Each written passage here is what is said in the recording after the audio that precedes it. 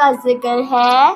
ایک لڑکا زید ہمیشہ وقت کا خیال رکھتا تھا۔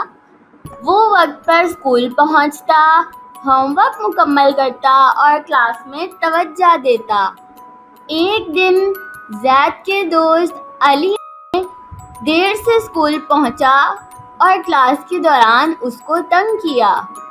زید نے علی کو بتایا، وقت کی پابندی اور ترتیب بہت ضروری ہے۔ علی نے زید کی بات کو سمجھا اور وقت کی اہمیت کو سمجھا۔ اس نے اپنے وقت کو بہتر طریقے سے منظم کرنا شروع کیا۔ وقت کے ساتھ ساتھ علی بھی زید کی طرح ایک اچھا انسان بن چکا تھا۔ اس کہانی سے ہمیں یہ سبق ملا کہ وقت کی پابندی کرنا اور اسے منظم کرنا بہت ضروری ہے۔